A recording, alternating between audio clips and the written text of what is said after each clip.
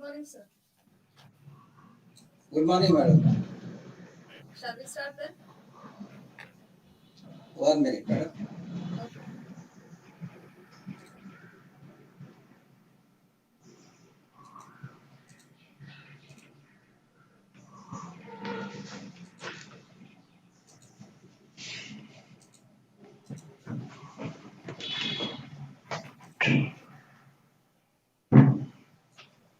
Okay, madam. Please go ahead. Sorry for the It's okay, little sir. bit delay. It's okay, sir. Okay, sir. Ma'am, principal ma'am, start madam then. Madam, link ಕೊಟ್ರಾ? Start ಮಾಡಲ್ಲ? Somebody, Yeah, ma'am. Yeah, ma'am, you can, ma'am.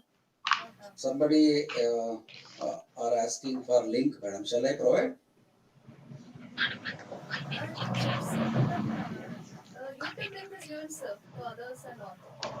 Oh, You can. Okay, thank you. Okay, good morning to all. And of course, I welcome you all on I welcome you all for this.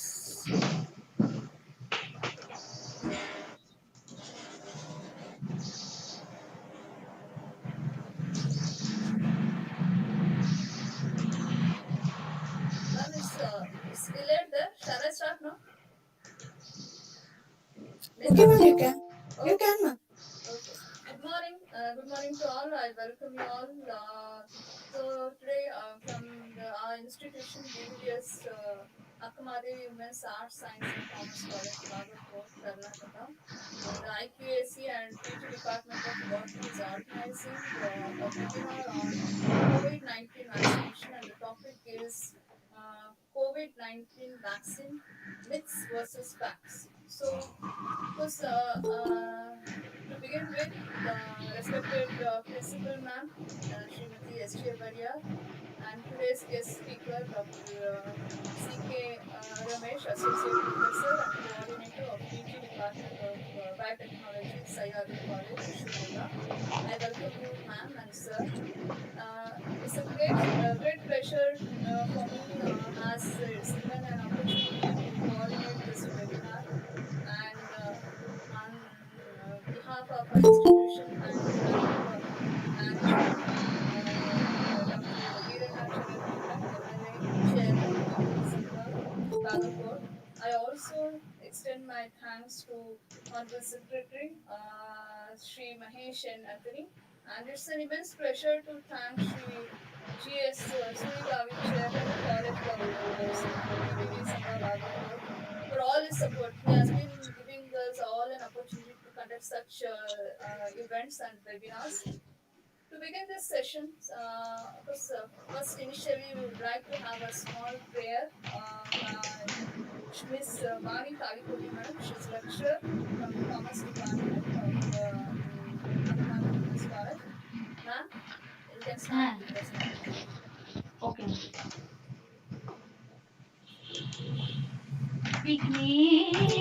ವಿಘ್ನೇಶ್ವರನಿನಗೆ ಪ್ರಥಮ ಪ್ರಣಾಮ ಸ್ಮರಿಸುವೆ ನಿನ್ನಯ ದಿವ್ಯ ನಾಮ ವಿಘ್ನೇಶ್ವರ ನಿನಗೆ ಪ್ರಥಮ ಪ್ರಣಾಮ ಸ್ಮರಿಸುವೆ ನಿನ್ನಯ ದಿವ್ಯ ನಾಮ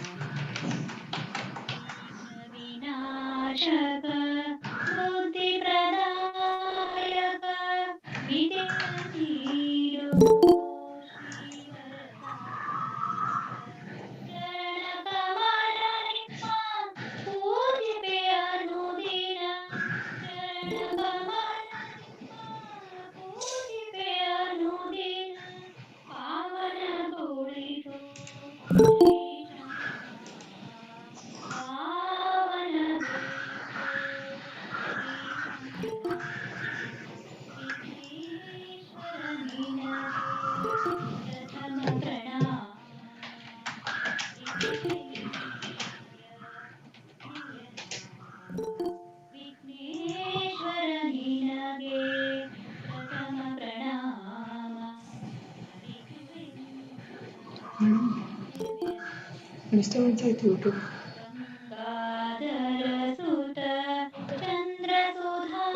ಇದೊಂದ್ಸಲ ಚಂದ್ರಸುಧಾರಕ ನೋಡೋಣ ಇದು ಹೆಂಗೈತಿ ಮಂಗಳಹರಿಸ್ಸು ಅಂದ್ರೆ ಮೇಡಮ್ ಅಲ್ಲಿ ಕುಂತು ಆಪ್ರೇಟ್ ಮಾಡಂತ ಮಂಗಳಹಾರಕ ಅದಕ್ಕಾಗುತ್ತಾ ಭವಸಾಗರ ಡಿಸ್ಟರ್ಬೆನ್ಸ್ ಆಯ್ತು ವಾಯ್ಸ್ ಕೇಳ್ವಲ್ದು. ಸಾಗರವು ಅನುದಿನ ನೀವ್ ಎಲ್ಲಿ ಕೇಳಿ ಭವಸಾಗರವನ್ನು ಇಲ್ಲಿ ದಾಟಲು ಅನುದಿನ ಸಾಧನವೇ ತವ ತಾರಕ ನಾಮ ಸಾಧನವೇ ತವ ತಾರಕ ನಾವು ನಾಮ ಇಟ್ಕೊಂಡು ವಿಘ್ನೇಶ್ವರ ನಿನಗೆ ಪ್ರಥಮ ಪ್ರಣಾಮ ಇದು ಒಂದ್ಸಲ ಸ್ಮರಿಸುವೆ ನಿನ್ನಯ ದಿವ್ಯ ನಾಮ ವಿಘ್ನೇಶ್ವರ ನಿನಗೆ ಪ್ರಥಮ ಪ್ರಣಾಮ ಪ್ರಥಮ ಪ್ರಣಾಮ ಪ್ರಥಮ ಪ್ರಣಾಮ. Thank you, ma'am. Thank you, ma'am. Thank you for a wonderful prayer. Now, to begin with, a request our principal ma'am to address this webinar by writing the message. Srimati Esther ma'am, please Namaste, take sir. it. Namaste to all. Very good morning to all of you. Hope all are doing well by staying at home and taking care of yourself.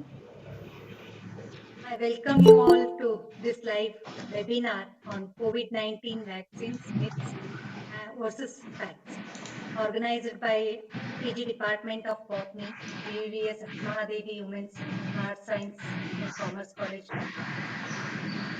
As today world is in pandemic situation, to come out of that, many researchers found different vaccines.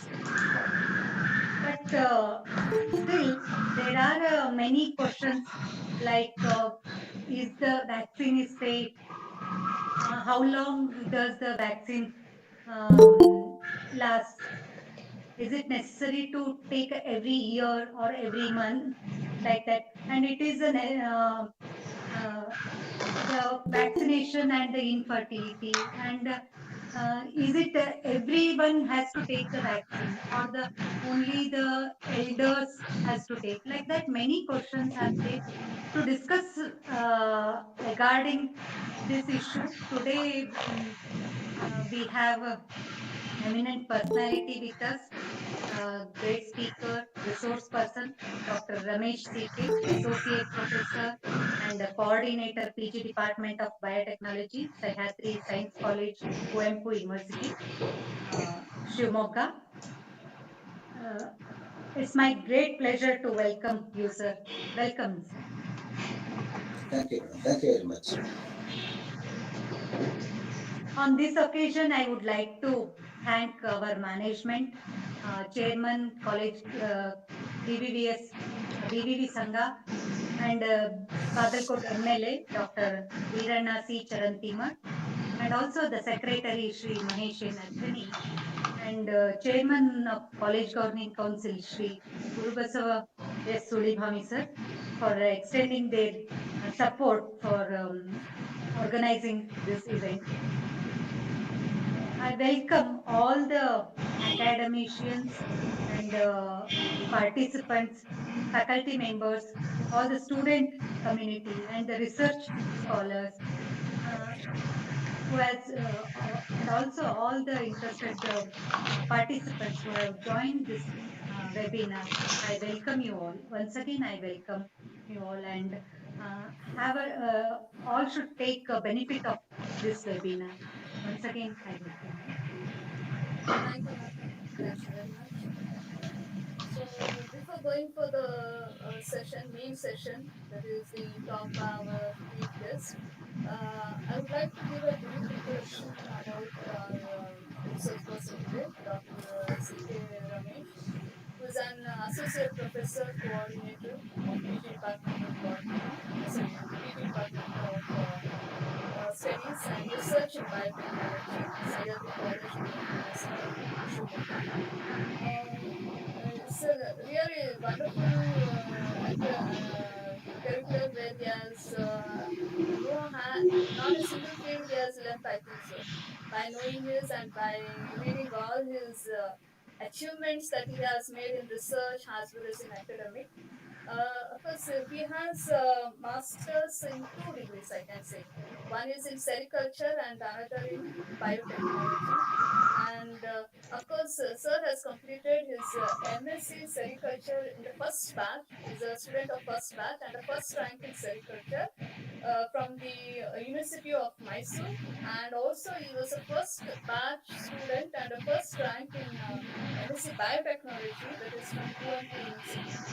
He has, of course, he has qualified set in 1996 itself, and he has many awards and also merit scholarships where he has received during his MSc level itself. And of course, he is a recipient of a National Merit Scholarship in 1988 to 90 and a Best Outgoing Award. And that is from the Department of Sericulture. He has completed basically 13 UGC major research projects and one minor, and he has nearly 22 years of teaching experience, in which 15 years he has experienced in the PG teaching itself. And as a research guide, he has totally 15 years of guideship, and presently he has guided 13 PhD students, and still we are going on.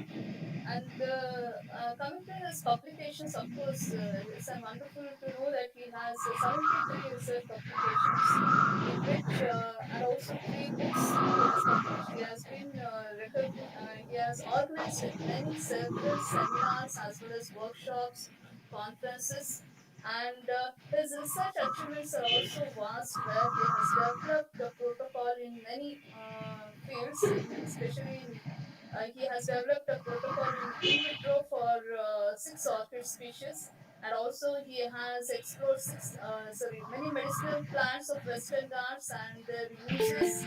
He has also four new biovitalized silkworm breeds, and of course, it's happy to know that 2 are authorized by the race reviewing committee, and also it has that is from the Central Silk Board by Government of India. He is a recipient of Dr. Radhakrishna Gold Medal Award for an outstanding achievement and distinguished service in the field of biotechnology from Global Economic Progress and also Research Association.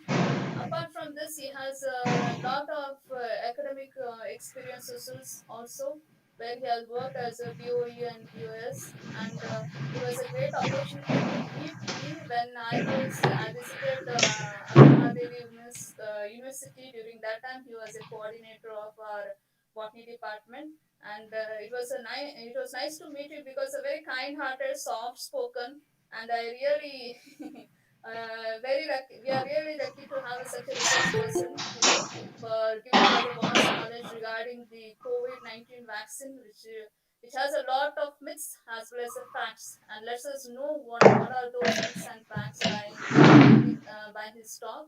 Sir, I hand over to you, and we can start this session now. Thank you. Madam, thank you very much for your exhaustive introduction, and thank you very much for giving me an opportunity of this in the form of this platform. And at the outset, shall I share my screen, madam?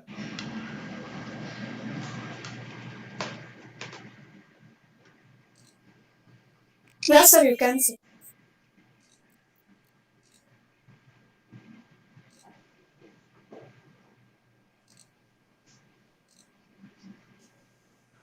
At the outset, I thank the first of all principal, Srimati Wadayar madam, and Dr. Avita, the coordinator of this program, and also the entire management of VVV Sanghas Akka Mahadevi Women's Arts, Science and Commerce College, Bagalkot.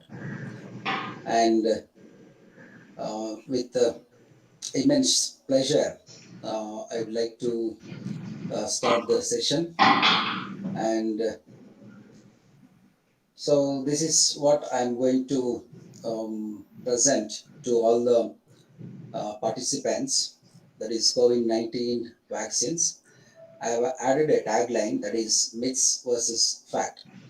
So this is basically an awareness drive, a sort of sensitization program, particularly the student community and also all the aspirants. And objective of this webinar, I can say the motive of this webinar is to spread scientific temperament with relevant information about the COVID-19 vaccines. And by doing so, I will be the sensitizing the participants about the vaccines, and this will be helpful because nowadays there is a trend of vaccine hesitancy among a major group of population. So this, in a humble way, will be helpful to sensitize about the vaccines so as to overcome the problem of vaccine hesitancy. And definitely, I will be trying to clarify the certain myths with the appropriate facts um, based on the scientific information. If time permits, I'll be definitely trying to uh, share some tips which is necessary whenever having having a dose of vaccine. So that is during the process of vaccination. Some tips are necessary that, if time permits, I will be sharing. So this is the content of my webinar. What I am going to discuss with the participants. The vaccine types. It is very necessary to understand the existing vaccines against various kinds of diseases, the usage of such vaccines, and then I will be giving you a brief idea of how actually the vaccines work, what is the principle behind the working of vaccines. Then we'll talk about recombinant vaccines, which are very important because based on which most of the COVID-19 vaccines are based, and what is the necessity of COVID vaccines. And I will be explaining all the available vaccines which are in use against the COVID-19 virus, and the vaccine statistics in the world, why more and more vaccination needs to be done in the context of COVID-19 um, pandemic outbreak. So in order to avoid the recurrent waves in the future, so the vaccine usage utilization is of paramount importance. So this will be covering in my major presentation, and during the course of discussion, I think we can clarify. I think whatever the clarification uh, the participant asked, mostly related to the myths, so that I would like to clarify during the discussion part. And also, I'll be trying to give some of the tips which are advocated by the experts, which has to be followed during the process of prior to the vaccination and after vaccination. So this will be the information I will be sharing with the audience of today's webinar. We'll talk about diseases and their management, existing management. To begin with, a disease is a condition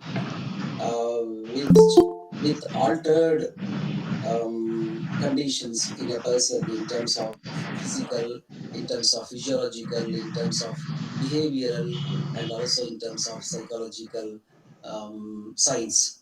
So alteration in the normal behavior of a person, including physical status, of course exhibited with very characteristic signs which we call them as symptoms. Diseases are of several types: infectious, the genetic or hereditary, and number three, lifestyle. So we are going to concentrate on one of the most infectious disease, that is COVID-19, which is an very good, excellent example for infectious disease. So infectious disease are due to a microorganism, and usually which is called a pathogen because it leads to the manifestation of a disease in the person.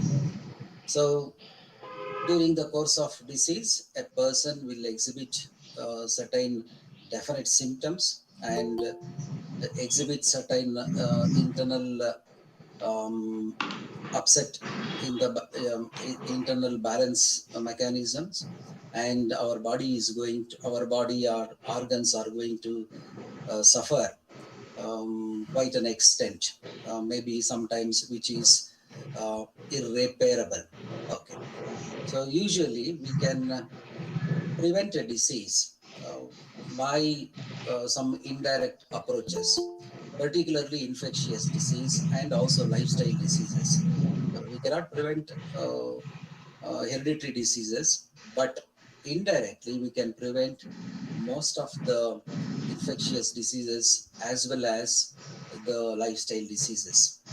So, having a good health with adequate and balanced diet, safe drinking water, and of course, hygiene, and following the regular physical exercise or the indirect measures, we can mostly prevent a disease. So by keeping our normal health, okay, with adequate diet and having safe drinking water and physical exercise, definitely keep most of the diseases at distance. So these are all some indirect approaches. And directly, uh, when we experience a disease, infectious disease in this context, so we usually try to control with the drugs. So the chemotherapy, the so-called chemotherapy, which includes the antibiotics and non-antibiotic drugs, and also with the use of the herbal formulations. So what we have to understand in disease management is that, so after encountering a disease, when we suffer due to a disease, we have the option of this chemotherapy or utilizing these so-called drugs. Okay. So one thing we have to bear in mind is that during the onset of a disease or during disease progression, our body or our system suffers. Maybe the extent varies, which may be mild, sometimes very severe. Okay, sometimes that damage may not be recoverable at all. So that is one problem with the disease encounter. The other problem is that we use drugs, all of which have a lot of side effects, toxic effects on our system. You name any simplest form of a drug which have definitely one or the other side effects. Okay, so these are the two problems we usually experience in controlling a particular kind of disease. One, our system, because of the infection, will suffer. Okay, and also we may recover. That is not the thing, but also we consume medications, we use medications which will have the side effects, which may be meager or maybe long-standing side effects depending upon the kind of disease we experience. So in this way, one of the potent or best management system in order to overcome the disease, okay, or the one of the most important health management strategy is prevent the disease very simply. So we can prevent disease without experiencing a disease. Of course, that is only possible with the use of vaccines. So prevention by indirect methods are definitely good measures, but they are not definite. They are relative. So whereas the medical prevention by the use of vaccines is very important in the health management system, because the person who have been administered with the vaccines are not going to get infected in future, and also we can uh, eventually also minimize the use of drugs and our temporary our, our system suffering temporarily, or sometimes permanent. So that damage can be avoided with the medical prevention strategy, the vaccines. If any disturbance, you can text me or please inform me.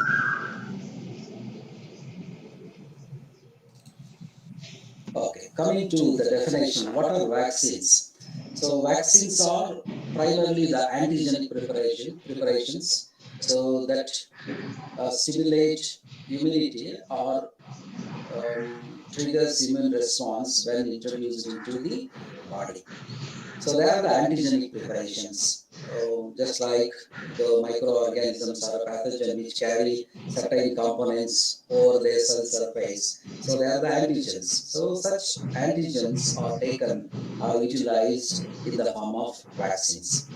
So, or it is a suspension, it's a liquid containing either the kill or live, but whenever it is used in live form, definitely it is subjected to modification.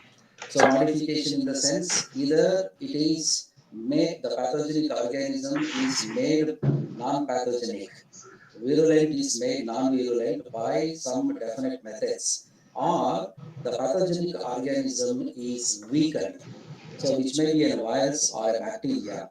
So this mixture of modified organism, sometimes killed organisms, is straight away injected to our system, into our system, so that our immune system identifies these antigenic preparations as the true pathogens, and in turn triggers immune response. So the vaccines administration is tricking our immune system.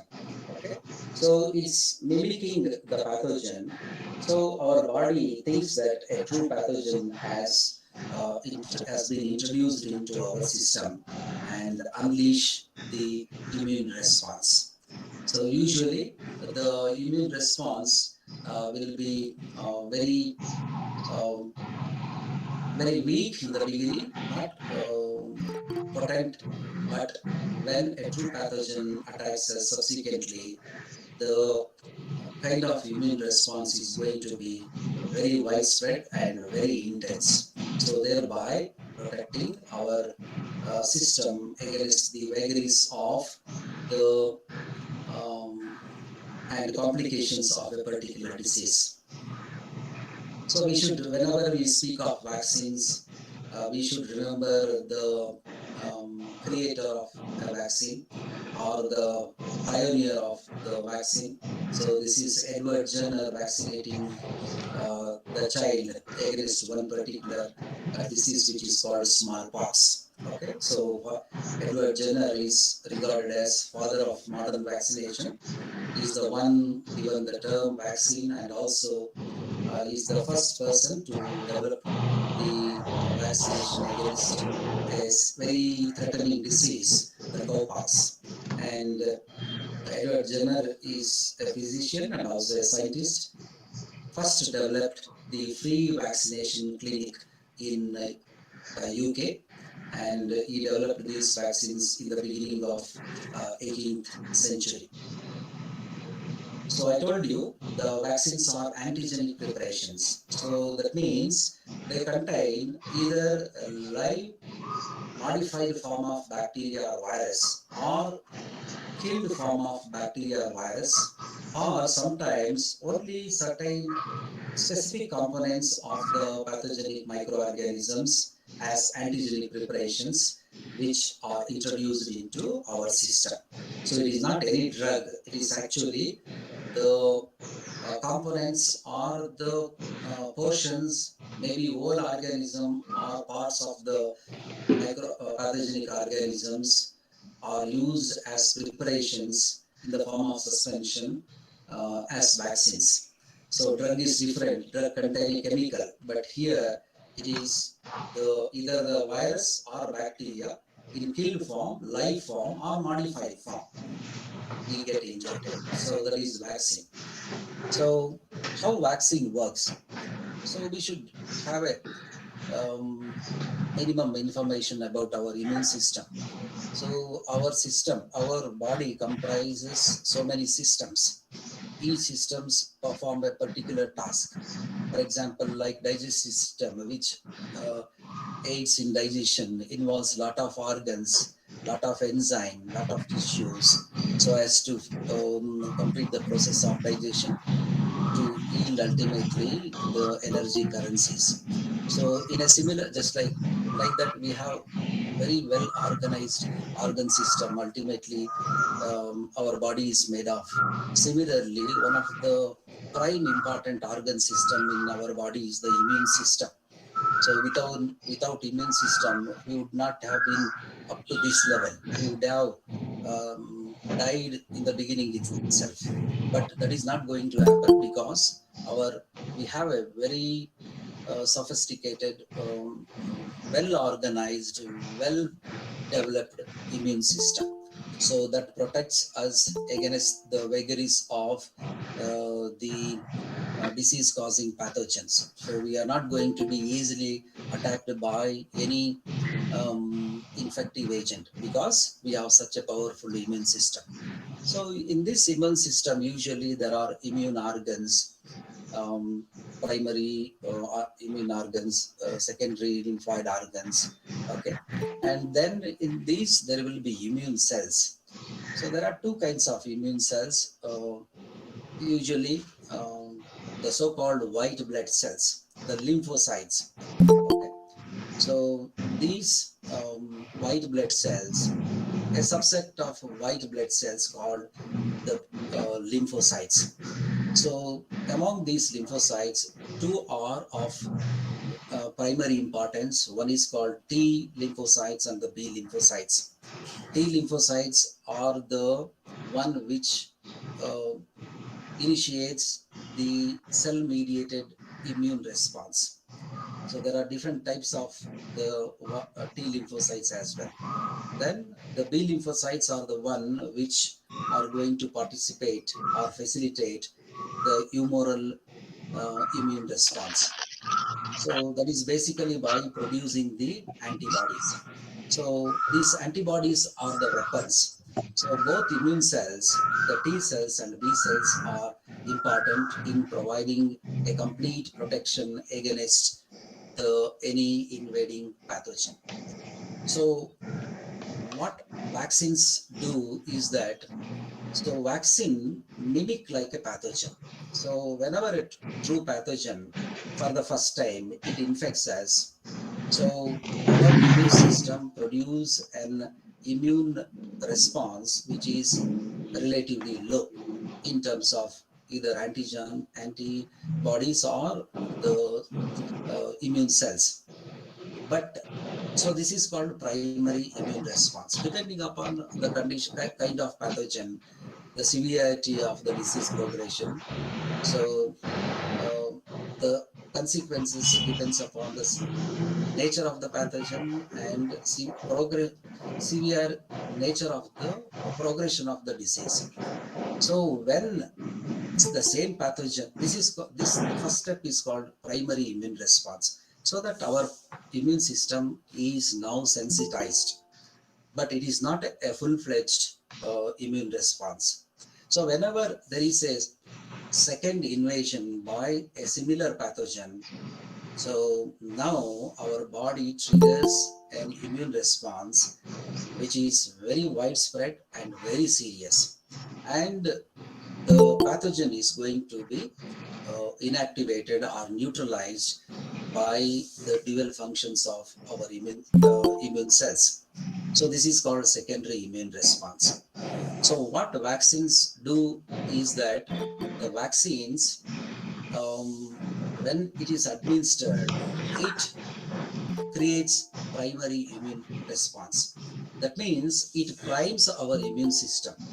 It teaches our immune system in a similar fashion like that of the primary immune response. So it teaches our immune system so that our body gets ready with all the armory, which is whenever encountered by actually the true pathogen. So this armory, which is generated by the vaccines, sensitized by vaccines, unleashes a huge response. So, and during that time, the pathogens are going to be neutralized.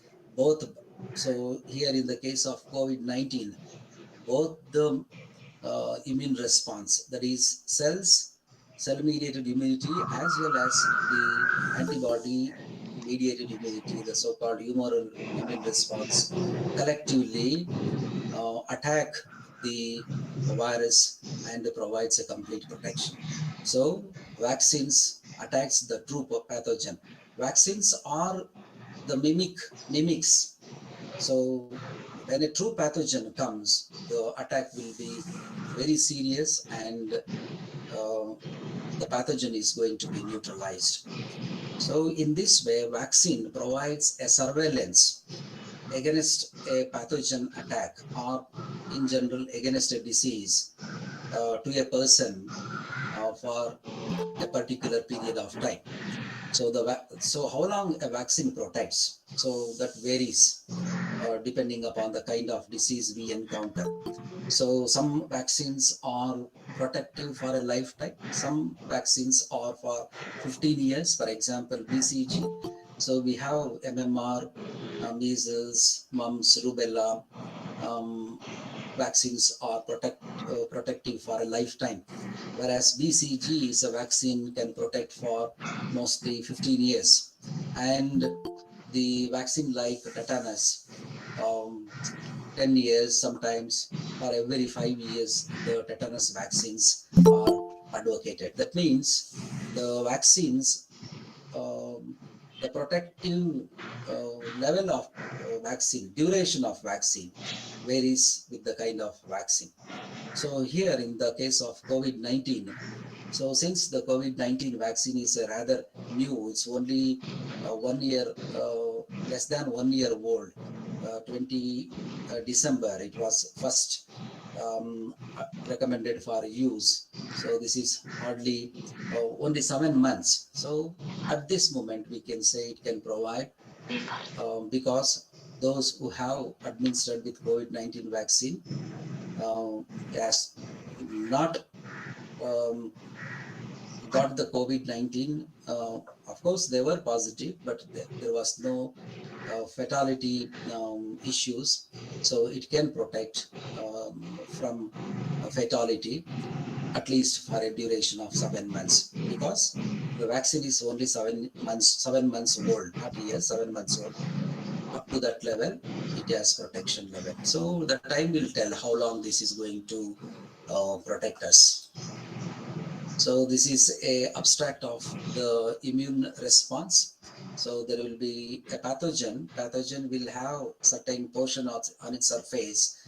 So by which our immune cells identify as foreign, and and against that specific antibodies are produced. So antigen or some specific portion over the surface of the pathogen against which specific antibodies are produced. So they are taken care of by macrophages and antigen presenting cells, APCs, and so they are taken up by the T lymphocytes, which signals killer T, the forms of T cells, and also activate the B lymphocytes, which produces antibody. And this is during primary immune response, and the antibodies are produced in limited quantity whenever there is a primary response, or we can say during the vaccine administration. And most important thing is that the B lymphocytes, some of the B lymphocytes will get transformed into the memory B cells, which keep the blueprint of the antigen. So they memorize, and whenever there is a second immune response, these memory B cells will trigger a very severe response of producing huge number of this antibody. This will have ultimately have neutralizing effect on these pathogens. So certain we shall try to know some key figures related to the vaccine. Why I'm telling this is because vaccine use is not new to us. It is very widespread. It's not at all a relatively new concept to us. New scientific intervention procedure. It is rather in use since 200 years. So in one last decade, nearly 1 billion children vaccinated, and most children today receive life-saving vaccines. So immunization, that means the process of ensuring protection through vaccination is called immunization, provides protection to nearly 4 to 5 million deaths. So nearly 40 to 50 lakh children death can be avoided through the use of vaccines. So we usually all over the world about 6 to 8, sometimes 10, 12 vaccines are given as mandatory vaccines all over the world to save such an extent of death in the children. And another most important feature about vaccine is that for certain diseases there are no effective cure. So only vaccines are the only remedy for such a kind of diseases. Example, smallpox, measles, etc. We don't have, particularly for diseases which are due to viruses, specific antiviral drugs are not available. So in such situation, vaccines are the only hope. So that is the importance of vaccine. So I told you, vaccination is not new for us. Since 200 years, since the invention of smallpox vaccine um, by Edward Jenner, we have been using vaccines, and we use BCG against tuberculosis, oral polio vaccine against poliomyelitis. We use hepatitis B vaccine. We use triple antigen against diphtheria, pertussis, tetanus. We also got vaccines against the measles and rubella, Japanese encephalitis, rotavirus vaccine, which is a virus causes infant diarrhea. And in addition to OPV, nowadays IPV is also being administered, both for the polio. OPO is contain live virus, IPV contain killed virus. So vaccine concept is not new for us. We are jabbed for nearly 20 times for these vaccines. So that means one against one disease, it is not one dose. So there will be multiple doses as well. Moving on to the vaccine types, this is very important because some of the vaccines we use against COVID belong to this category of traditional. Okay, so there are vaccines which are called killed vaccines, where we kill the microorganism, maybe bacteria or the virus, and get it administered in the form of suspension as vaccines. Example is TAB vaccine against typhoid, influenza, poliomyelitis vaccines. Poliomyelitis, I told you, is an example for killed as well as live attenuated vaccines. And in case of live attenuated vaccines, we use bacteria and viruses. We take the virulent one, the pathogenic ones, that means the one which causes the disease, but we don't use them as such, but we subject them to modification by some mechanism, like freeze drying, or by treating with certain chemicals, or by culturing them for a series of passages, okay, or repeated cycles, so that they are made non-pathogenic. They are made non-pathogenic so that they are rendered harmless. They are rendered harmless or non-virulent. So they are used as vaccines, but they are not going to cause any infection. So that disease burden will not be there due to their modification. They are the weakened forms of live organisms. And the third is the toxoids here. So in killed vaccine, we use the entire microorganism, maybe virus or bacteria, but we kill them. In live attenuated, we don't kill them, modify them. And in case of third category, which is called a toxoid, so here we don't use the entire organism in live or killed form, but we use certain the products out of the pathogenic organism, some secretions. So usually the disease problem of such secretion, such microorganism which secretes those substances is basically because, not because of the multiplication of the microorganism or a bacteria, but it is because of the secretion, mostly not related to virus, it is related to the bacteria. So it is the secretion of the bacteria which causes problem in the individual. So that secretion is extracted. So usually they are toxic, very toxic. So such secretions, toxic secretions they are basically proteins, and such toxic secretions, toxic products from the bacteria are made into non-toxic forms. So such neutralized toxins are called toxoid. So what we get, tetanus vaccine, is actually do not contain any bacteria, either in live attenuated form, that is modified form, or killed form. They actually contain the toxin component of that bacteria, Clostridium tetani, and they are converted into the non-toxic form. Such non-toxic forms are called neutralized toxins. So these are mostly refers to the vaccines which are basically developed since the time of the Edward Jenner, and also subsequent or simultaneous work by Louis Pasteur, who also developed several vaccines, Robert Koch, who has contributed to the BCG, and Sabine, Salk, etc. So no doubt some of these vaccines we use till now, still in vogue, but still there are certain limitation rather than disadvantages. There are certain limitation is a better word, because some limitations so we modify an organism.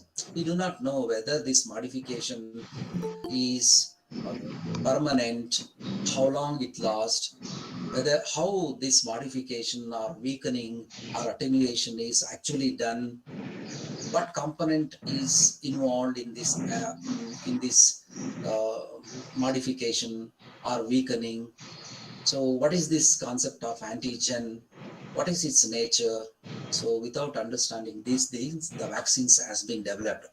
It is not that they are wrong. They are still proving very vital in our immunization program.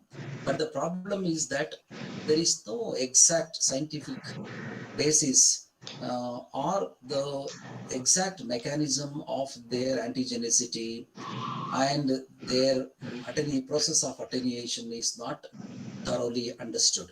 It is not validated scientifically. but with more and more um, knowledge regarding immunology and molecular biology and microbiology in combination, now we are in a situation where we can understand the molecular nature or structure of the antigen, the antigenicity, the kind of immune response our body produces. So all these things now made familiar. So now and the traditional vaccines, we don't have vaccine for all the diseases. And also um, the sometimes they are not very they do not trigger very specific immune response, and they require very demanding situations like freezing conditions.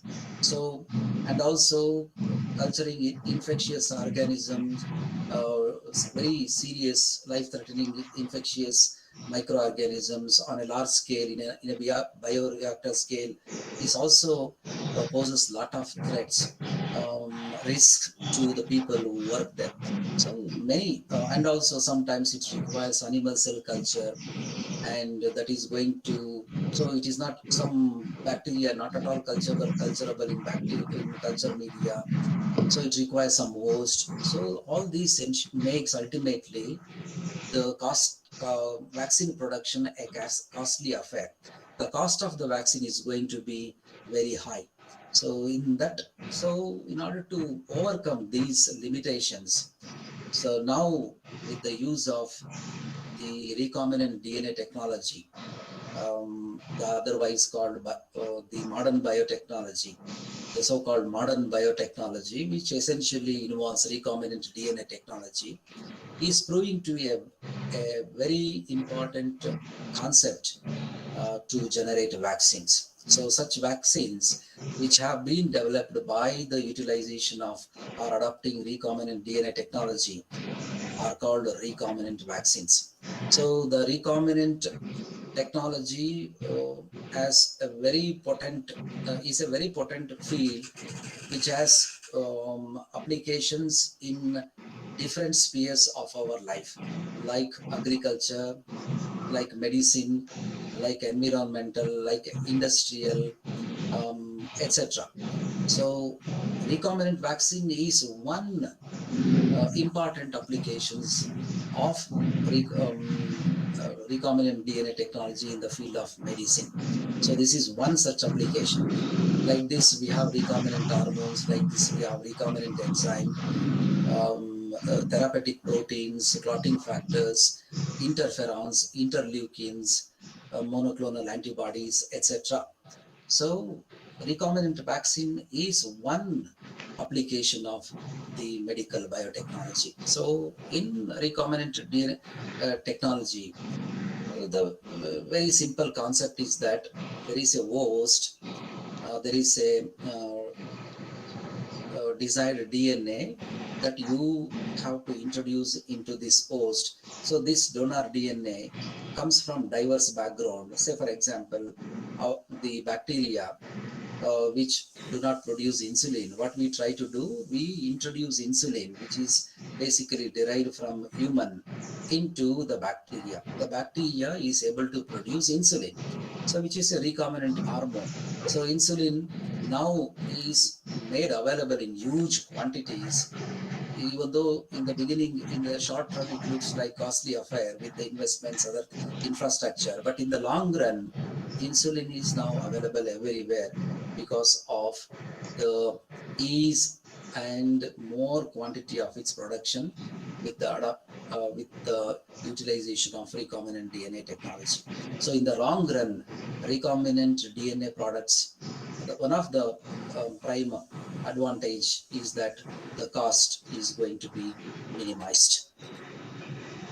So these are the different types of recombinant vaccines: subunit recombinant vaccines, attenuated recombinant vaccines, vector recombinant vaccines. What I said earlier, they are called conventional vaccines, live, attenuated, killed, and toxoid. These are the types of recombinant vaccines, means developed with the utilization of recombinant DNA technology. So subunit recombinant vaccines here you produce a component of the pathogenic organism by recombinant DNA technology. That component or portion may be a protein. It is not that entire organism is used as vaccine. Some protein which represents an antigen, so that is used as the vaccine, or which may be a smaller, shorter version of a protein, which are called peptides, or we straight away develop a DNA which encode an antigen, and antigen protein or an RNA molecule into our system as vaccines. Okay, so we produce these components by recombinant DNA technology. So the thing is that it is not the whole organism, either in live or modified form. Only the specific required part which provide immune protection are produced by recombinant DNA technology. Since it is the one component of a microorganism, like protein or a peptide, or DNA or RNA, they are called subunit vaccines. So utilizing this kind of strategy, we have now three COVID vaccines in use. Three COVID vaccines are now approved for our use using this technology. That is subunit recombinant DNA technology. Two is based on RNA and one is based on the protein. The so-called Moderna and Pfizer BioNTech vaccines represent RNA vaccines, and now we have biological E, which is given almost an indirect approval by government of India, which is an example for protein subunit vaccine. Then attenuated recombinant vaccines. So here the process of modification of the microorganism, that is pathogenic to non-pathogenic, is very concrete. We know the process of attenuation, the specific genetic modification. So that is those are called attenuated recombinant vaccines. The third one is, which is also important from our COVID-19 vaccines point of view, are called vector recombinant vaccines. So here, certain viruses, which usually are not going to cause any serious problem in our body or in our system, which cause are mild symptoms of infection, so which has no serious threat. Such viruses are selected. Sometimes they are derived from non-human sources like chimpanzee. So such viruses are taken. So they are to their genetic material, So antigen encoding gene of our pathogen, say for example, COVID-19 virus is introduced. So here the virus, we don't use COVID virus as such. We use COVID virus, one particular gene, which can confer antigenicity to our system, triggering antibodies. That particular portion gene is inserted to these viral vector. Vectors are nothing but vehicles. So these viruses are used as transporting agents. So to carry over the antigenic gene of COVID. Okay, so the virus vector as such has no problem in causing. They are harmless. They are relatively harmless. But the problem, so they are relatively harmless. So the gene which is introduced, so these viral vectors are genetically modified by recombinant DNA technology. They act as vehicle carrying our blueprint of the pathogens. So when as far as the COVID-19 vaccines are concerned, 4 COVID vaccines which are in use worldwide, including our Covishield, okay, belong to this category, vector recombinant vaccines. So wherein a non-harmful virus, okay, which is not related to COVID virus, is used as a vehicle which carry our gene of interest. That is the gene of the COVID genome, little bit of genome, maybe one gene, say for example, spike protein gene.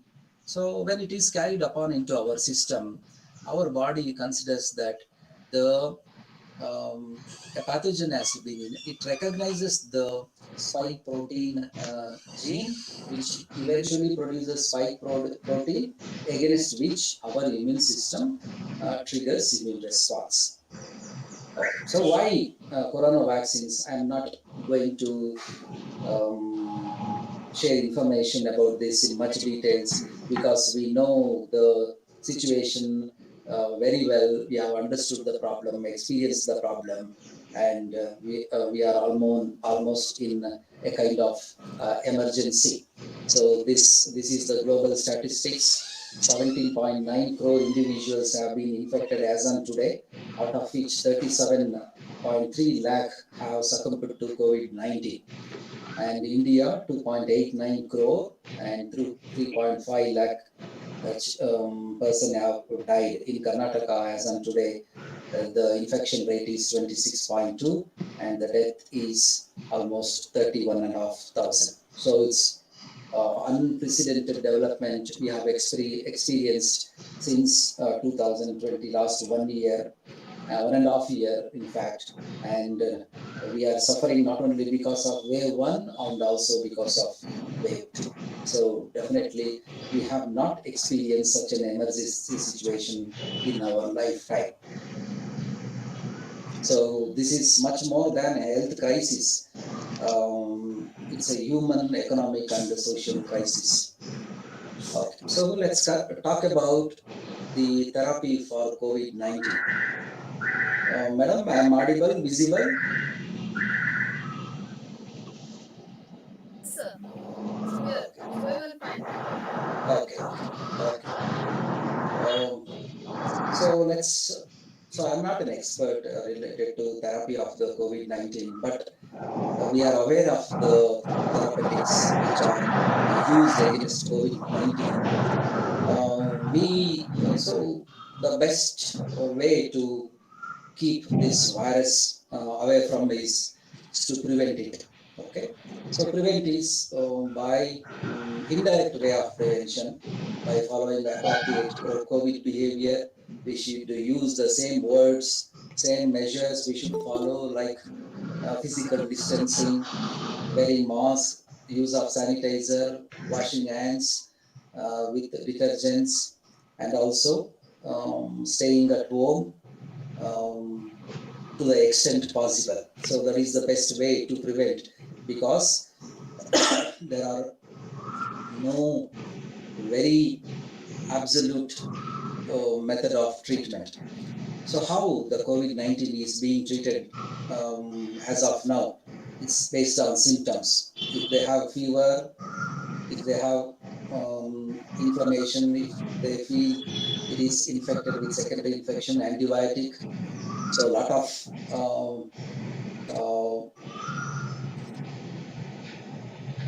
drugs they use, like remdesivir, azithromycin they use, even though it is not antiviral. We know azithromycin is a antibiotic. It is not antiviral.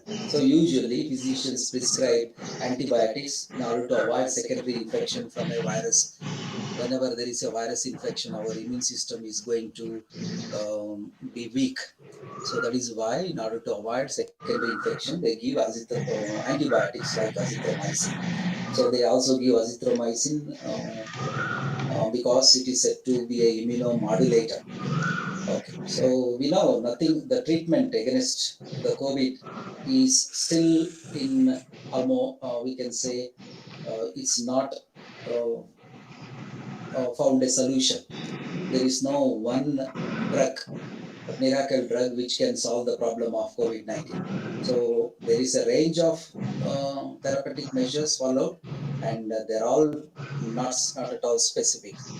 They're all not magic bullets. We know, we are sure of that. Remdesivir actually not anti-COVID drug. It's actually developed to treat Ebola.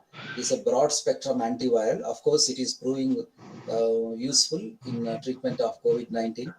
There are tocilizumab, an immunosuppressive drug. which was actually used for arthritis, plasma therapy, which has created a lot of hype in the beginning of COVID-19 treatment. And now people say, advocate, it has no much effect against the COVID-19 control. And they use a lot of dexamethasone and prednisolone. These are all steroids and immunosuppressants. Okay, so we know the excessive use of these steroid has has created some other complications, secondary infections like black fungus, etc. Ivermectin, which is also widely advocated, is actually meant for parasitic infestation, nothing to do with the virus. Okay, we heard a lot about HCQ, hydroxychloroquine, which is basically developed against malaria and also for arthritis and lupus, um, immune disorder. Then we also heard a lot about 2G, 2-oxy, um, 2-deoxyglucose, which is developed by our DRDO, which is a drug, a modified sugar it is, glucose it is, used, actually developed against cancer, to starve cancer cells from multiplication. Okay, so we have heard of all these drugs, and we are definitely, one thing is clear, not only it is we, even medical uh, fraternity, are have no definite what they are not very clear about the use of these range of drugs which are used as against COVID-19. Okay, so it's all depends upon the kind of the disease state of an individual, and um, and accordingly they use these drugs. Sometimes there is no dosage also prescribed. Okay, so erratic use of these ultimately leads to some serious complications. Maybe may not be successful in preventing the death, or it may prevent death, leads to some, now we are encountering some secondary infections which we never heard of. Okay, so that is the thing, nothing specific, no magic bullet for COVID-19. So that is why spotlight is now on vaccines, and vaccines are definitely the only hope against the COVID-19. So how these vaccines can be developed, how long actually they take time to produce. So usually, whether it is a vaccine or any drug for that matter, it has to follow certain stringent and very systematic protocols, which are called clinical trials in a different phases. So this phase includes preclinical and animal studies in the laboratory. Before that, there will be exploration phase, then animal studies, then there will be phase 1, which involves safety studies involving about 100 people. Phase 2, look after efficacy and safety. Efficacy, how much it is protective, how many people are not getting the disease because of vaccination, that is called efficacy. So something 3,000 people takes about 1 to 2 years. Phase 3, the final phase, actually takes about 2 to 3 years, and more than 3,000 people are subjected as tests. Okay, after that there will be regulatory approval, and regulatory agencies varies in each country. We have Drug Controller of India, in USA it is FDA. Worldwide, it is pan-global, sometimes it is WHO. But it is not mandatory that WHO should approve every drug. If our country approves it, we can use it. So this is called, so actually about 10 years it takes to ultimately get a drug approved. after series of these clinical trials and getting the nod of the regulatory authorities. But see, 10 years, but what we have vaccine right away, which is in our use, is produced in a shortest span of 1 year in a very fast track manner. So this is called the operation um, fast track. This is called Operation Warp Speed. In 1 year, the COVID vaccine has been developed. So, but what is very important as to think about, to know about this Operation Warp Speed, that is the project named by the US administration, US administration, because the vaccine has been developed in a such a fast manner. Within 1 year, we have a vaccine in our disposal. So that is the important about COVID vaccine. But what we have to bear in mind is that no process were skipped, no procedure were bypassed. The number of subjects were some exceeding the requirements of the protocol. And what is that? So it was, the vaccines were developed because of the a coordinated effort by the vaccine manufacturers, regulators, administrators, and also the volunteers. Okay, and also we have the data already.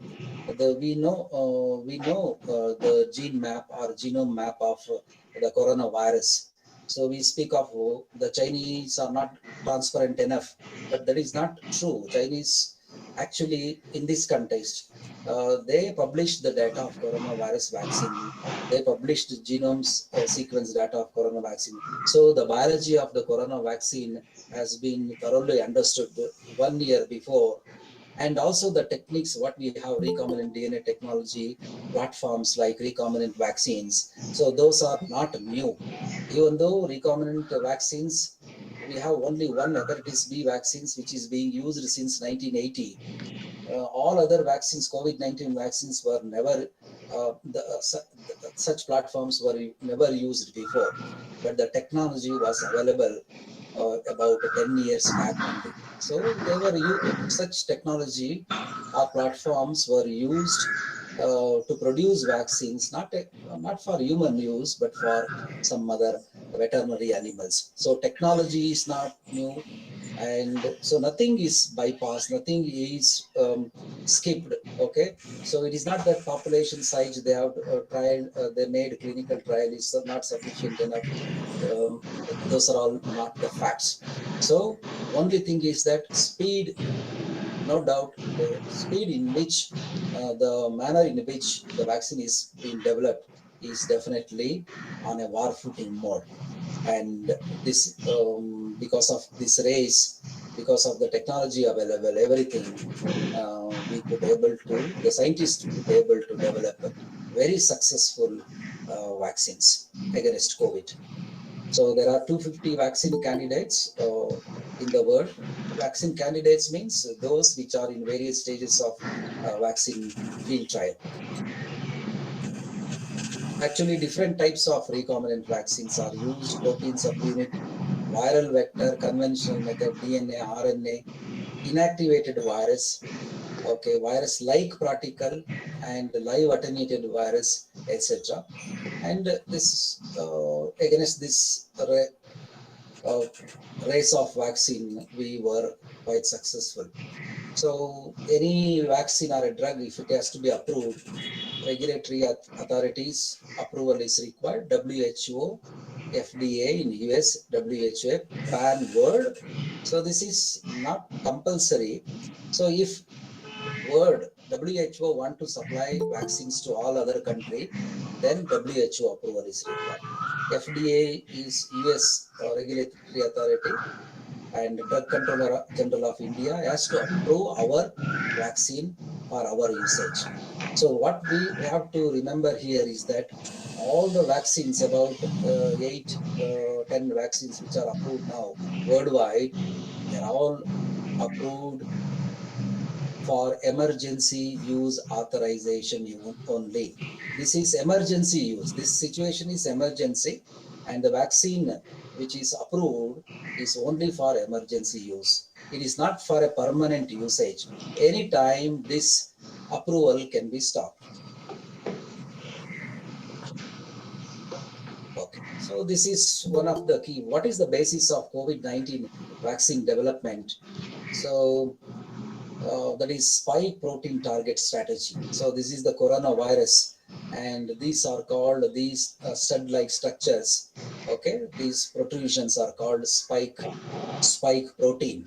So this is the um, surface of the coronavirus. There are different kinds of protein. This is the spike protein. Then there will be membrane protein. Okay, this is called the membrane protein. And then there will be envelope protein. These are the three different kinds of protein. But one of the most prime target, one of the very important target for vaccine development is this particular spike protein. So this is the spike protein, which has two components, the original knob and the stalk, which is called divisible into S1 and S1 and S2 protein. So these protein are the key for virus binding and entry into our cells. So we know this is RNA containing virus, and this is the spike protein. This is the ACE2 receptor that is present in our cells. Okay, so ACE2 receptor means angiotensin receptor, to which specifically the spike protein binds. And also this also helpful mediates the fusion of the virus into our cells. So this spike protein is the key which is responsible for not only binding, the receptor binding, but it is also responsible for transmembrane fusion of the virus into our cells. So this is the spike protein is that is why is the target for vaccine development. So our target is to neutralize this particular portion so that the COVID virus is not going to enter into our cells. So all vaccines are mostly based on the spike protein strategy. This is the core of vaccine research and development. So this is the summary of COVID-19 platforms. So among which protein subunit vaccine, so it is in the half-fill. So biologically it is going to produce this particular vaccines. Spike protein itself straight away. So we get injected with spike proteins. Virus-like protein, no such vaccines approved. Attenuated vaccines, not used again. Inactive active vaccine is the strategy of Covishield and Sinovac, Sinopharm of China, and Johnson and Johnson. And then novel approaches, the mRNA vaccines, DNA vaccines are also in the offing. Viral vector vaccines, non-replicating, replicating. So we have vaccine, viral vector vaccines are all non-replicating vaccines. So the vaccines what we have now is mRNA vaccines, non-replicating viral vectors, and the inactivated virus. So viral vector vaccines, here we use a kind of virus, maybe human virus, mostly adenovirus, which cause some mild infection symptoms, maybe from chimpanzee, and such viruses are to their genetic material, a spike protein encoding gene is introduced. So the vector, that virus, adenovirus, act as a vector. And this adenovirus vector is called genetically modified because it is introduced with the COVID spike protein producing gene.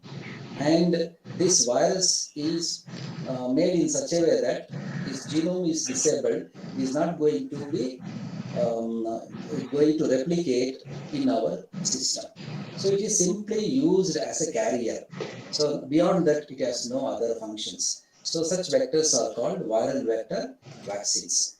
So examples is our own Covishield, which is produced basically uh, by University of Oxford in collaboration with the multinational pharma company AstraZeneca.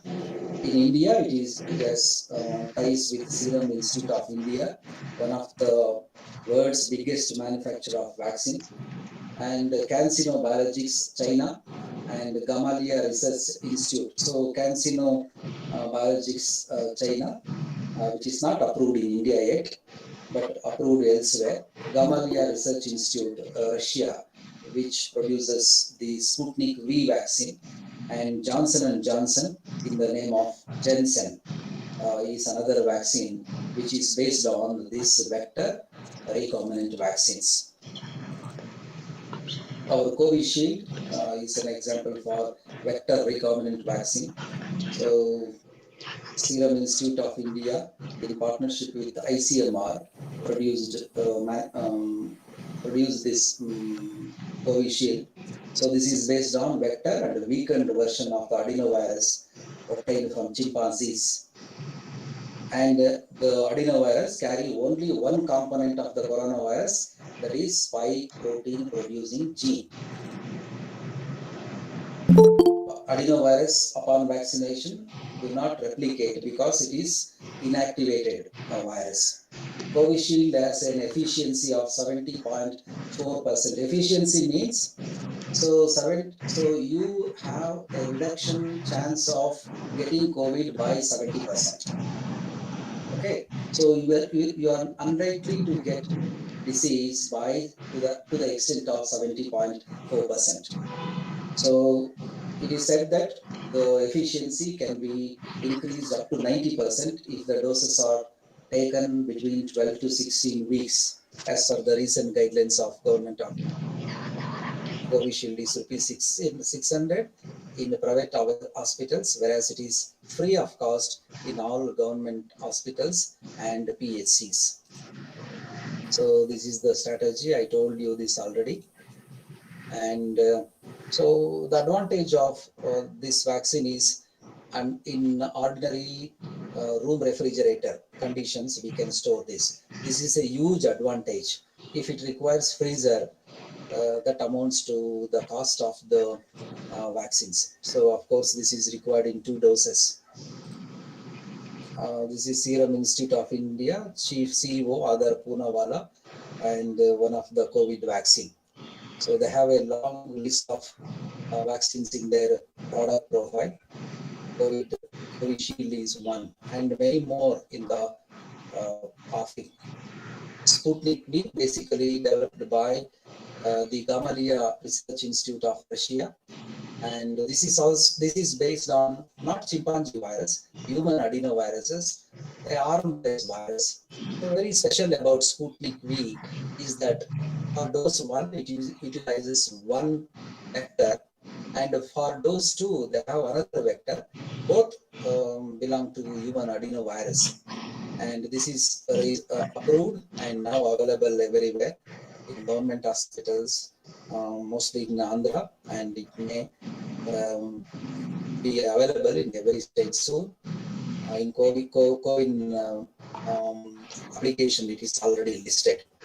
And this is marketing, this Sputnik V is marketed by Dr. Reddy's Laboratories, Hyderabad. And the Sputnik, because of the first Soviet space satellite. And normal refrigerator temperature +2 to 8 degree. So that is a huge advantage. Efficacy is 91.6%. Uses 2 vectors, and the dosage span is 21 to now extended to 3 months. 2 vector strategy. And this is the abstract image of the Sputnik vaccine development. So the data from the Gamaleya indicates that while they have 2 vector strategy, which is different. If they use the same vaccine. So this is the level of protection. One vaccine, one dose, uh, one vector. Two dose, same vector. This is the two dose with a different vector, AD26 and AD5. So the kind of immune response is remarkably high. So this is the data provided by Sputnik.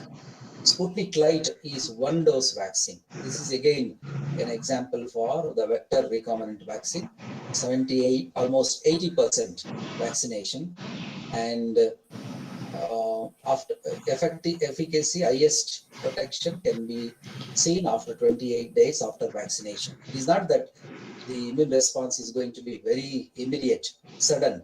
It is slow and steady. At least 1 month it requires. So single vaccination has huge advantage in a populous country like India because of so many people needs to be vaccinated. Two doses is a huge task to cover vaccination to all. So single dose vaccination in this context is very important.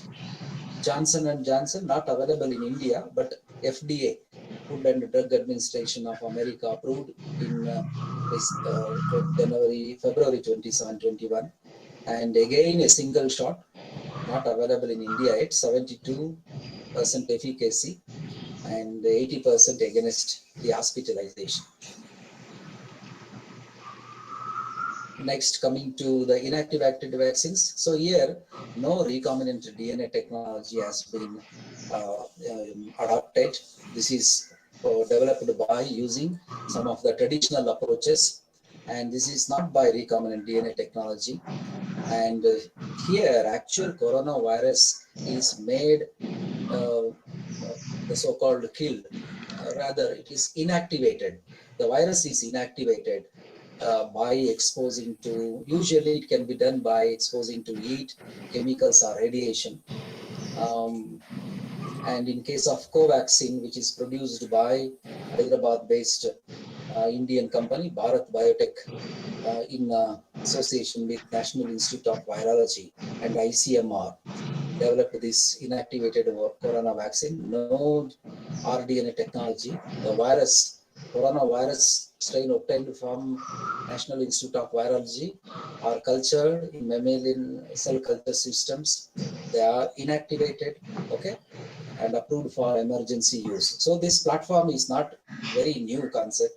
It's going on since the days of Sabine, Salk, etc. Inactivated vaccine. So many, even some hepatitis B vaccine other than recombinant origin also follows this technology.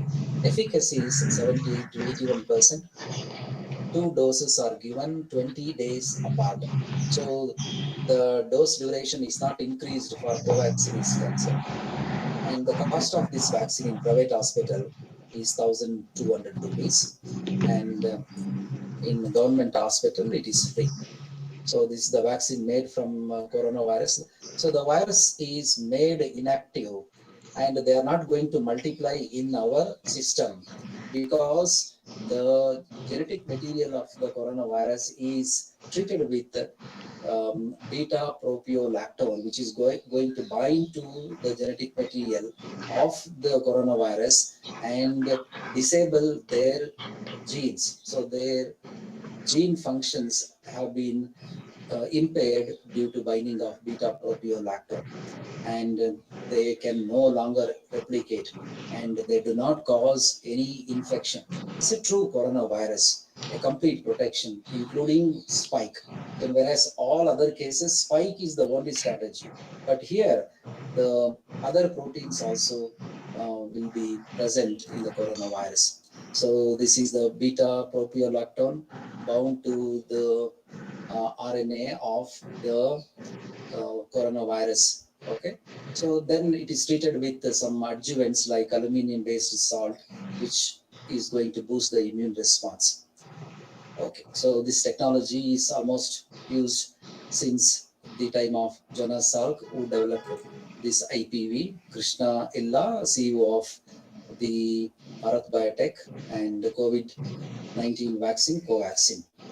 Sinopharm, now WHO, few days back approved this vaccine, and same technology as Bharat Biotech, inactivated virus. WHO has approved Sinopharm because the complete data now formalities were followed for approval. And speciality is that this particular Sinopharm vaccine has a sticker which is temperature sensitive. So if it is not maintained in refrigerated temperature, if it is kept outside, it changes the color. Sticker changes the color. So such vaccines should not be used. Efficacy is nearly 80%. Prevents hospitalization by 100%. So coming to the final category of COVID vaccines, the mRNA vaccines, which comes under the category of genetic vaccines. Genetic vaccines means the vaccines which are antigenic encoding gene, that genetic portion, maybe DNA or RNA. So if it is an RNA, encodes the antigenic portion, then it is called RNA vaccine. If it is the DNA, it is called mRNA. If it is the uh, DNA, it is called DNA vaccine. So here, COVID being the RNA containing virus. So here, the mRNA are produced, mRNA are administered as vaccines. mRNA sequence, which encode for the spike protein, is used as vaccines, not the DNA.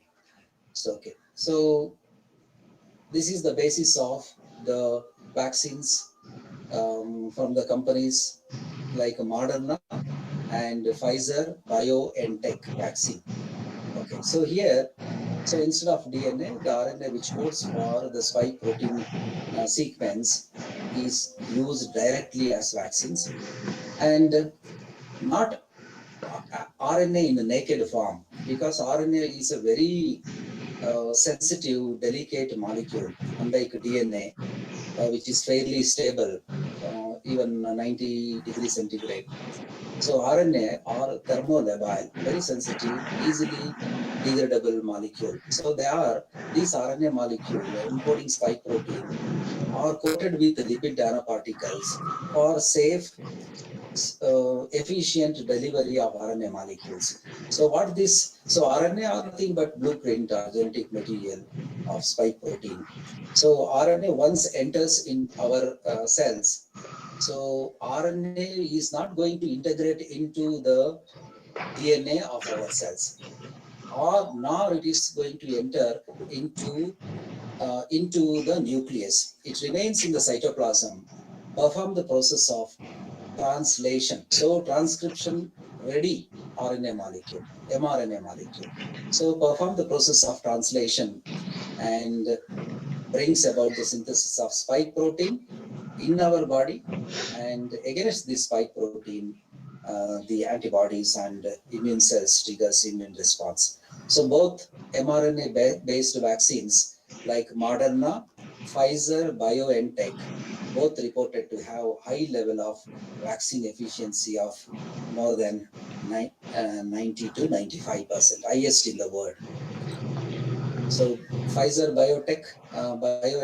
Pfizer is a American multinational. BioNTech is a new biotech company from Germany, and this is the first COVID vaccine approved in the world by FDA for emergency use.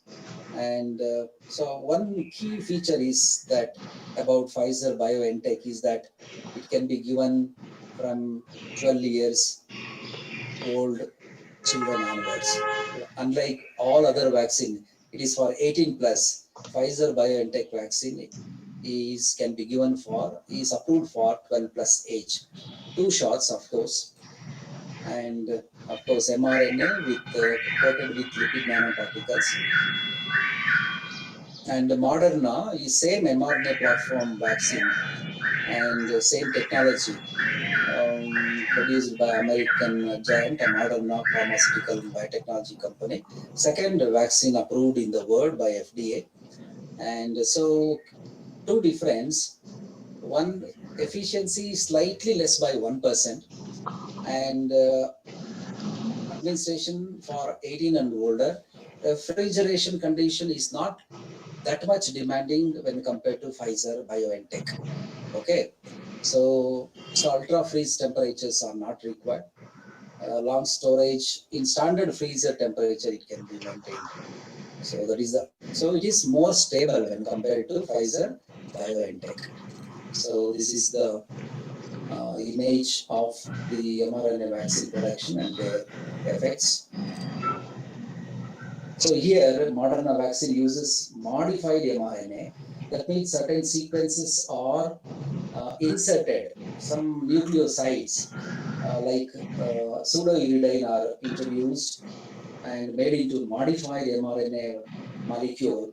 So this is said that in order to improve the translation efficiency, leading to the production of spike protein, and also to improve the stability of mRNA vaccine. So that is why Moderna vaccines are more stable than the BioNTech vaccine. So FDA approved vaccines are Pfizer, Moderna, and Janssen. So these are mRNA vaccines. This is the vector vaccine, one-shot vector vaccine. WHO approved vaccine, Pfizer, AstraZeneca, South Korea, AstraZeneca, South Korea Bio, AstraZeneca, Serum Institute of India, Johnson and Johnson, Moderna, Sinovac, recently approved, China. Vaccine is yet to be approved. We are using it, no problem. So many other countries are using, but some formalities needs to be done. That is soon it will be open. So this vaccine made in news recently, biologically, or Corbevax, produced by biologically an Hyderabad-based company. So different vaccine here, just like we take hepatitis B vaccine by taking the hepatitis B surface antigen protein. In a same way, here spike protein we get administered as vaccine. So the spike protein is produced in a similar fashion like that of the hepatitis B. Okay, so very cheap in the sense for both the doses, it is going to be less than 400 rupees. So in a country like India, it has got huge advantage. So it's an example for recombinant subunit protein. And India already gave an advance Indian government. So this actually vaccine is just finished clinical phase 2 trial. It is set to complete phase 3. So before that only our government has blocked by paying some advance payment for nearly 300 million doses. Okay, that means the result must have been very promising. So these are the other vaccines in the pipeline, Zyco-VD, Minvax, and Geno Biopharma. Sooner we will be having these vaccines. So the advantage of these COVID vaccines is that it prevents protection, one thing, or if you may get positive, but it's not going to be symptomatic, mild, it is going to be asymptomatic. So it prevents hospitalization, all these problems of hospitalization, prevents intensive care unit admission, prevent death, and also prevent transmission. So this is the advantage of having COVID-19 vaccines getting administered. So as of today, we need to know these statistics because more than 2.15 billion shots given in the form of vaccines. And so if you take some COVID-19 vaccine tracker, um,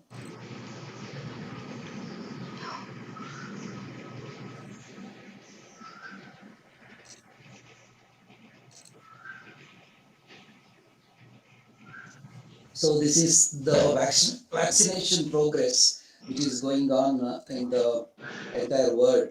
So in India, it is 8.6% population coverage, 236 million doses given. In doses, in USA it is almost 50%. In Canada also it is 35%. Okay, so India is doing good in terms of number of doses given, considering the huge population. It is very difficult to meet the. So this is another real-time vaccine tracker. So why I am telling you this? There is a need to vaccinate more and more. Um, so this is the one dose vaccination rate in India.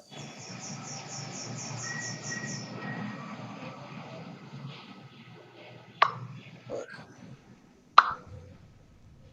So as on June 5, 2021, day before yesterday, the rate of vaccination population, this is much more updated. India is 12%, 12 point, almost 13% of our population is vaccinated with one dose. Look at Canada, it is 60% of the population have been vaccinated. UK almost 60%, US 50%, Germany 45%, France 50%. Okay. So when compared, world average is 11.4. So when compared to the world average 11.4, we are better. We are better than world average. Almost 13% single dose vaccination has been achieved. And if you take the share of the people fully vaccinated, so India is only 3.23%. Both the doses completed. So there is a huge gap between single dose vaccination and two dose vaccination. In USA, it is 41% of population have got both the doses. UK 40%, France 18%, India 3.23% of the population have been administered with both the doses. World average is below world average, which is 5.89.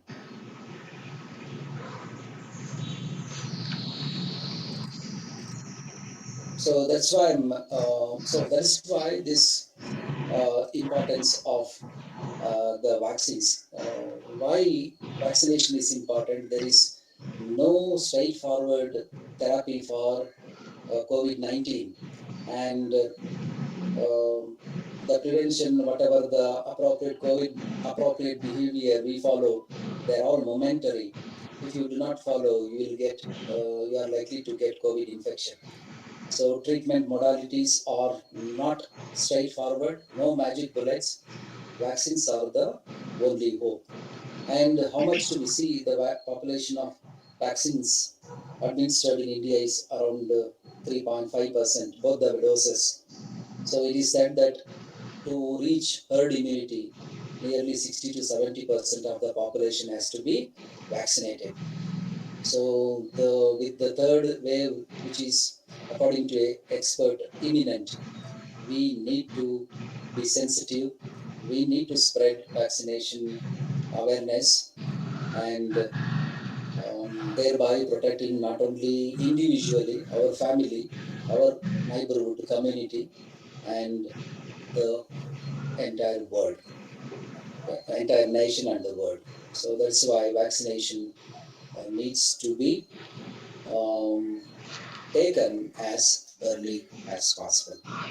So I think with this, I will conclude. The thing is that we are lucky we have a vaccine against COVID virus because um, against not all against all diseases we can get the vaccines, but at least for corona virus we have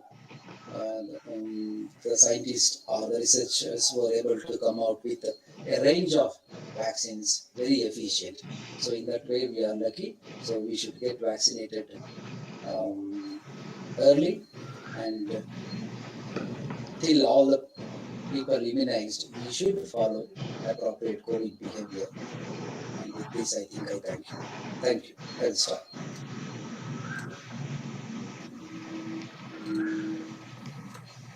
Thank you, sir. Some of the questions are there in the comment boxes. I think so. They need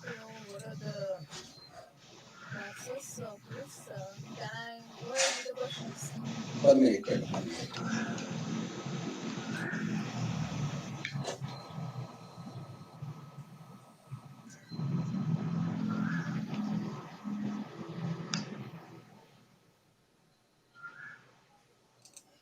Okay, madam. Okay, sir. Actually, one question from Dr. Manohar Pattar. They have asked that how to design a vaccine for mutating viruses. So actually, which creates the serotypes. Okay. So such forms of and serotypes, how you can design a vaccine for it. So actually, as of now, there are no variant-specific vaccines. What are the available vaccines at present? They are also tested and proved that they will be giving protection against the existing variants also, of course, with minor differences. So all existing vaccines are proved to provide protection against the variants with little difference. So if the variants are very serious in the sense, if our existing vaccines are not providing enough protection, there is a requirement of the creation of new vaccine against the same virus. So you need to have multiple vaccines for the same virus. But at the moment, there is no such situation because the existing vaccines are providing protection. If the variant is very serious, if our current vaccines are not useful, then we need to look out for new vaccine for the new variant. One question from student level. So which vaccine is better for 18 plus? Covaxin or Recombinant? So this discrimination, we should not make distinction because our regulatory authorities have approved it, and we should not have this choice of vaccine shopping. That is not required. Whatever available nearby, we should have it. One question from Mr. Ambadesh CV sir. His question is that why vaccine still has not got a third phase approved from WHO? Covaxin. Covaxin, yes, it looks like the data, the formalities has not been fulfilled. There is no problem as far as the results is concerned. The same Sinopharm vaccine, the Chinese vaccine, has been approved by WHO. Exactly same technology, Viro technology, by which the Covaxin has been produced. They required some data, appropriate data that has been submitted to the WHO, but very soon we are going to get the nod of WHO.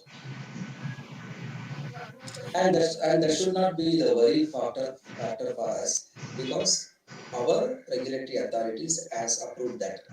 So only if that vaccine, Covaxin, needs to be supplied by WHO to the needy countries through a scheme project called COVAX, then WHO nod is required. Otherwise, it is approved not only in India, some other countries as well. One more from Mankesh Kumar. What is the role of this 2DG in COVID cases? Okay, 2DG, I told you, this is basically a drug developed against the cancer to prevent the multiplication of cancerous cells by ensuring a strategy of starving cancerous cells. Starving cancerous cells in terms of the oxygen. Okay, so that is the strategy. So here the same strategy is used. So in COVID patients, the demand for oxygen is very huge. So that is why that oxygen, all those very serious news we have heard since so many days of the outbreak. So the 2DG minimizes the oxygen requirement. So 2DG cannot oxidize. So 2DG cannot be oxidized during the process of respiration. So no energy is available. That is one part. Second part is no oxidation means the oxygen requirement is minimized. So in this way, oxygen dependency to the COVID patients is minimized. So it is not straightforward technique. So this is actually advocated when the oxygen was a huge shortage in India. And another question is regarding the allergic persons, and whether this vaccine is better for the allergic persons, and if so, or is there any side effect because of this vaccine? Vaccines have side effects, mild effects, which are mild basically. It's very quite common, not only for COVID-19 vaccine. We have taken so many vaccines when we are childhood, but we don't remember that. That is the thing. Only our parents will remember that. So now we are experiencing side effects of slight flu-like symptoms, a body ache, and the headache, pain in the administered arm. Okay, these are all the normal side effects, mild, and they are all positive effects, which speaks of our immune system is working against the vaccines.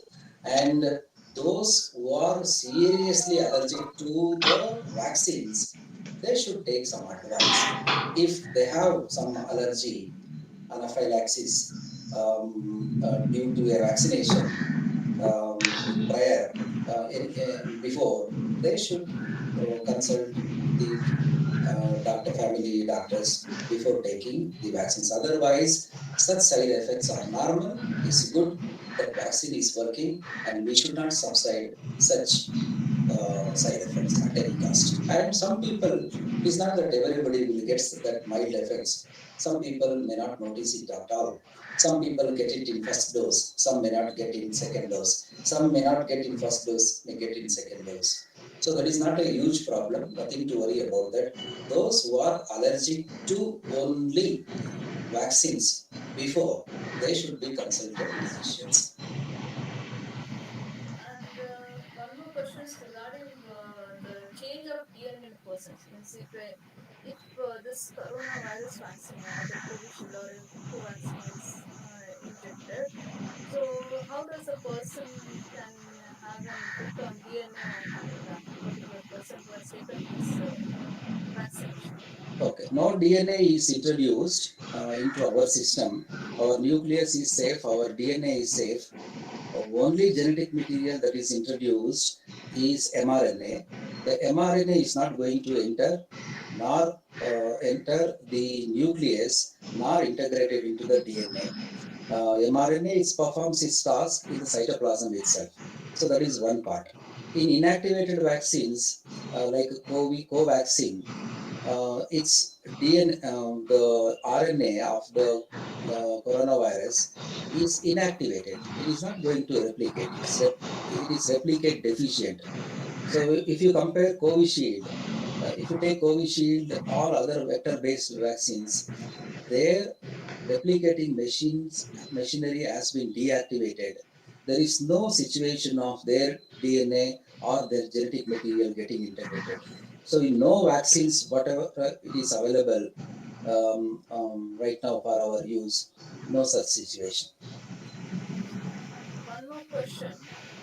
It's regarding the difference between Covaxin and Covishield. Of course, you have told it already because some of students are asking, and it's the thing is that there is some differences in giving these vaccinations. Like Covishield is given to some highly very important persons and all.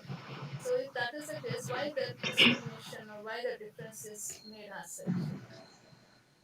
That is not true. That is, I think, one of the myth I can say. Um, the Covishield is the number of vaccination with the Covishield is much higher, far way higher than the Covaxin. So the Covaxin is produced by using a traditional platform, involves culture actual virus. So and the kind of infrastructure I don't know is less. So that is wrong to say that Covishield is for affluent class and Covaxin is for non-affluent class. Covishield has been administered in India, I think, remarkably very high when compared to Covaxin. So that means all other people have been vaccinated, not only affluent. And such a situation of um, making a choice between vaccine is not existing in India. Whatever available nearby, you like, you can have it. So no such issues. Both are approved by regulatory authorities, equally protective. And in fact, protection efficiency was said to be more with Covaxin when it was initially um, recommended. Now, since yesterday, there is some news that Covishield with rescheduled gap between two doses is increasing the protection better than Covaxin. So it's on a daily basis, the information is changing. But that assumption of it is for affluent class and other is that is not correct because so much of Covishield has been given than Covaxin. Uh, Actually, the after vaccination, as there is a, as you told that some sickness or fever etc. comes over, whereas some people may not experience that effect of that vaccine. So Yes, in this relation, how the body immunity is there in case of affected and unaffected person. yes, So that is is there true. anything other thing else that is there anything related to the body person who is not having any sickness after taking the vaccination? It is if we don't get side effects, mild effects, it doesn't mean that the vaccine is not working. It's the same vaccine. If I go with my friend, um, he may be getting side effects. I may not be getting. So that doesn't mean that the same vaccine, how a same vaccine is performing differentially in two different individuals. It is the other way around. Our immune system is different. See, consider our digestive system. Whether our digestive system in two individual performs in a exactly replica kind of function, no. So that's the enzyme secretion, their level. So it all individual immunity, definitely there will be differences. So why some people get allergic? Why not? So there will be individual specific variation in terms of various other parameters, including immunity. Whereas those who have not having those side effects, so they are having that effect of vaccine in them then. It is Definitely, later. definitely, madam. It is not that everybody should get side effects. Um, if they don't get, it's fine. If they get also, it's fine, equally fine. Only thing is that they should not take unnecessary medication when they have side effects. They should not suppress the immune reaction. Later on, regarding the change of these doses was considered a little bit more time was taken for this Covishield and Covishield. So in that cases, what made to have that changes? First dose and the second dose vaccination. Why there was a time gap, and what clarification you can give regarding this? Madam, can you repeat the question, please? Sorry. Yes, So there yes. was some Actually, disturbance. one clarification by some sorry, one of my friends, Shamim Patil.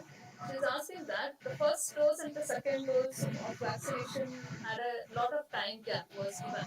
Oh, okay, okay, Especially, madam. I got so got why your that point. Yes. change So in the time was made? okay, initially it was when it was approved, it was 6 to 8 weeks. So then it was for 10 weeks. Now it is uh, up to 14 to 16 weeks. So it is changing based on the inputs they are having from the trials. So this trial is a never-ending process because it is in emergency, approved for emergency use. In the background, there is a lot of trials going on. So we are learning and we are updating the information as and when it comes. So this is based on there is one notion that because there is a vaccine shortage, the period has been extended. No. So now with this recommended dosage duration between the two shots, so now the efficacy of Covishield has improved over Covax. It was not there earlier. Full to have full protection. Okay, sir. Thank you. And how about the some peoples are still fiery with wearing the Covishield, and there are phases where no antibodies production has been produced or no antibodies are being produced in some of them. Okay, So so actually, okay, that's a very good question. Based on this, one person, I believe, from UP has sued Covishield CEO. After taking Covishield, he has no antibodies against the COVID. So these are the antibodies which are tested in laboratory, some routine method, but actually the upon vaccination the kind of antibodies we should not think only of IgG or IgM. So we should also think of a complete protection that is that is produced or triggered. So there are different methods, not this by routine methods of uh, antibody detection. One can that is not a parameter at all, heuristic at all to rule out vaccine is successful or not. So in most of the countries, including CDC, has advocated such antibody testing to prove that vaccine is successful or not, or working or not, is not correct. So general advisory is that such methods are not final, not conclusive. We should not rely on that information. There are some other method, widespread method, and you need to wait. Immediately it will not come. So about after 20 days and after taking 2 doses um, of vaccination, so complete protection, it takes time. It's slow. It is not going to be immediate. Yes. thank you so much, sir. I hope so. All the questions are over now, and it was just a very relevant message. And I hope all the participants have cleared with the myths and the facts that what COVID-19 vaccination is for. And I thank you so much, sir. Is there any clarification that anybody wants to Yes, from the ask? audience, there are so many questions Yes, has been those asked. Anybody those can are the ask. questions. Okay. You asked Yeah, just now. I asked those questions. Anybody again? I think so. Almost done, sir. Okay, sir. Some have asked to share your PPT. I hope so. Okay. The next later on, I will look onto that and send you the addresses. Okay. Okay. So shall I'll do that. okay, sir. Okay, sir. I think so. We'll try to end up the session now, and to end up the session, of course, it is out of that. So I think so. I request Dr. Sharan Basappa, sir, to deliver this vote of thanks. Please tell your audience to share the feedback, madam. Okay, sir. I've left. I'll give the form. Okay. I'm giving the feedback form. They will share the. Sir, Okay. Am I audible, madam? yes, sir. Yes, sir. You are audible. Okay. Good afternoon to all. After this eye-opening session, it's our duty thank all those who helped directly or indirectly to conduct this webinar. At first, I would like to thank Dr. Viranasi Charantimak, MLA, Chairman, BVV Sangha, Bagalkot, for his support and guidance to conduct this webinar. And secondly, I would like to thank Sri Mahesh N. Atani, Honorable Secretary, BVV Sangha, Bagalkot, and Sri Gurubaswa S. Sulibavi, Chairman, College Governing Council, BVV Sangha, Bagalkot, for their constant support and the guidance. And I would also thank today's resource person, Dr. Ramesh CK, Associate Professor and Coordinator, PG Department of Biotechnology, Sahyadri Science College, Kuvempu University, Shimoga, Karnataka, for being with us and sharing vast knowledge regarding the vaccines with special reference to the COVID-19 and its myths and facts. I'd also thank Srimati S.J. Odier, Principal, BVV Sangha, Akamadevi Women's Arts, Science and Commerce College, Bagalkot, for her constant support and guidance to conduct this webinar. I'd also thank Srimati P.K. Chawla, IQAC Coordinator, and Dr. Kavita Marihad, Program Coordinator, for successfully conducting this webinar. I also extend my heartfelt thanks to all the teaching faculty for their kind support and for being the part of this webinar and making this a grand success. And I also thank all the students and the participants from different institutes for their active participation. Thank you one and all. Thank you so much. Madam, thank you very much for Thank providing you the so opportunity. Okay, thank you very much. much for both of you, Kavita madam and the principal madam and the management and all the participants. Thank you, madam. Thank you, the If you have participants. a YouTube link, please share it. Yes, sir, sure. Okay, thank you. Bye. Thank you.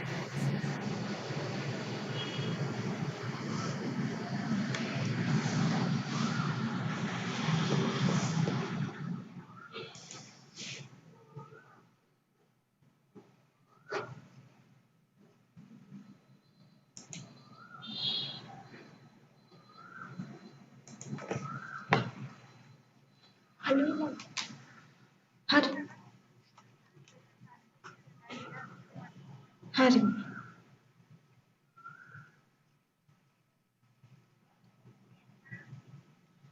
ಒಂದು ನಿಮಿಷ live streaming ಹೋಗ್ತೀನಿ.